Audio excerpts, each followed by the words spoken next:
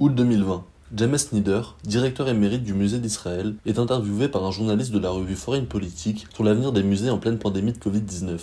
Selon lui, l'âge d'or des musées est terminé. Le directeur laisse toutefois entrevoir une lueur d'espoir en ajoutant « pour l'instant ».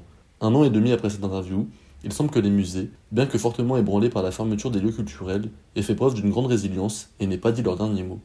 L'épidémie de Covid-19 a en effet obligé tous les acteurs culturels à prendre le tournant du numérique pour continuer à exister. Puisque les gens ne pouvaient plus aller vers la culture devait venir vers eux. Pour ne pas perdre les liens avec leur public, nombreux sont les musées à avoir numérisé leurs œuvres afin d'offrir des visites virtuelles d'exposition.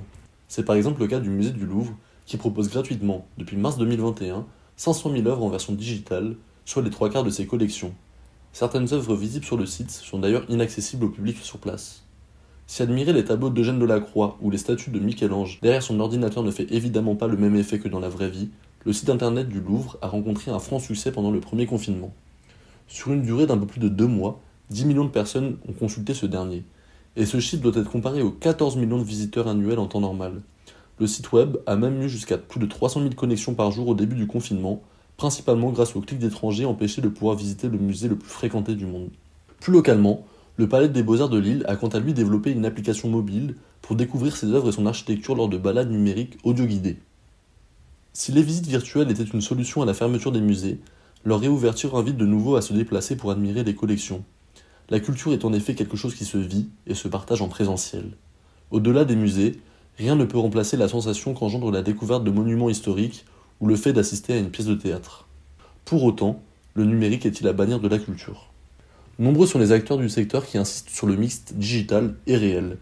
Les outils numériques sont d'abord un moyen pour amplifier la connexion entre culture et jeunesse, mais aussi avec ceux qui ne peuvent pas se déplacer comme les personnes hospitalisées ou en situation de dépendance.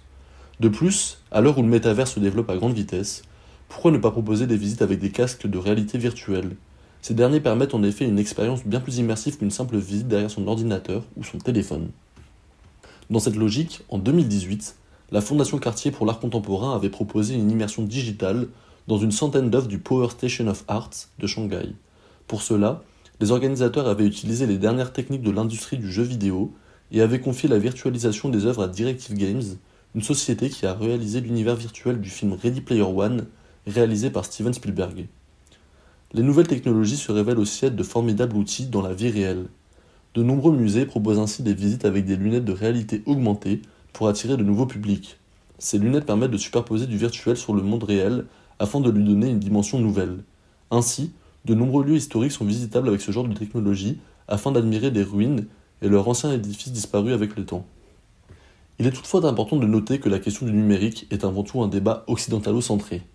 En 2020, alors que le monde entier était confiné, l'UNESCO a publié une étude sur les musées dans le monde face à la pandémie du Covid-19.